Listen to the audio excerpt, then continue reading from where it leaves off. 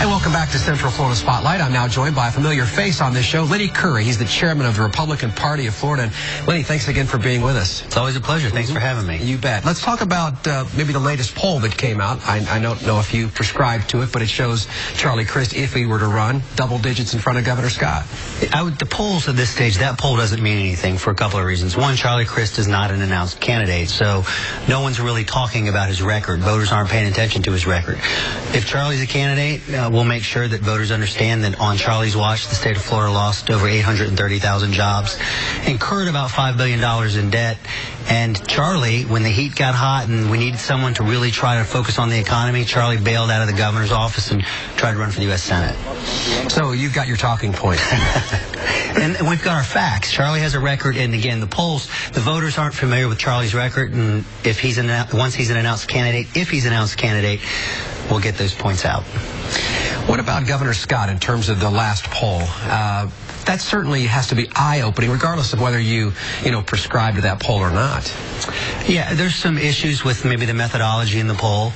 Look, our job as Republicans in the Republican Party of Florida is to get the message out of the actual accomplishments of Rick Scott. Rick Scott right now has this thing called It's Working, and that's not just a campaign slogan. It actually is working, with 365,000 jobs created private sector jobs since Rick Scott was elected governor. He's paid down our debt about $3.5 billion. He's invested record state investment in education.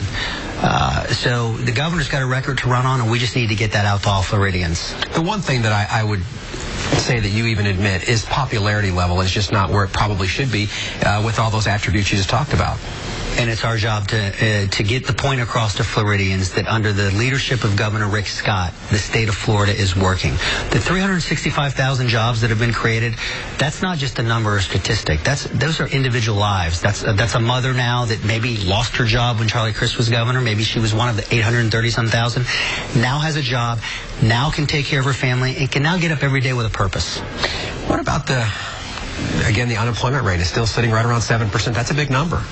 Well, look at the unemployment rate, though, when Charlie Crist was governor. So the 4 years before Rick Scott, unemployment went from just over 3% to over 11%. Under Rick Scott, it's dropped to 7%. We're now 6 months, our unemployment is below the national average. Florida's leading the charge in the drop in unemployment and job creation. We're in a good place. There are people that still need help, that still need a job, and that's what Rick Scott's focused on every day, and that's what he's doing. Let's go to that popularity we just touched on a little bit. What types of things can you do to make him maybe more popular, to make him maybe what would appear to be more approachable? Charlie Crist, I mean, he is a guy that people can relate to, whether or not he's got some negatives or not. Well, Charlie Crist spent his career in Florida politics, so a lot of people have known him over the years, from going back to when he was a state legislature.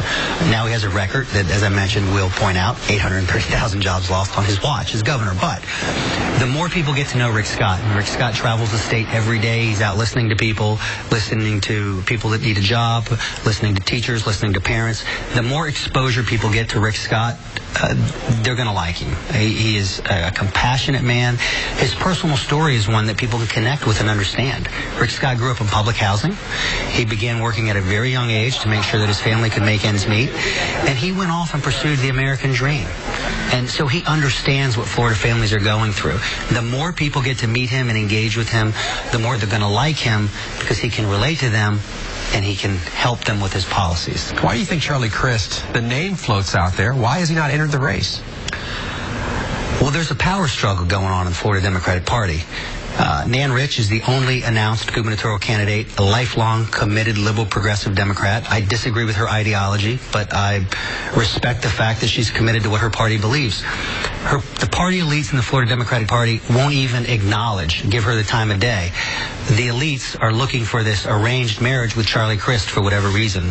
So I think there's a battle there. Charlie Crist is trying to figure out if the grassroots are going to accept him, and that remains to be seen. So, Lenny, are you planning your race against Charlie? Anybody that we run against, we have a record. Rick Scott has the record to run on of job creation and an economic environment that is solid and sound, investing in education. It does look like Charlie will likely be their nominee. At least he'll try to be, and we'll be prepared for Charlie as well. And if it's Charlie, he has a record. So Governor Scott can run on his record of job creation and success, and the Republican Party of Florida will be happy to point out the failures of Charlie Crist. A Charlie Crist a man that will do anything to get a hold of and keep power. What does he stand for? He's unfit to govern.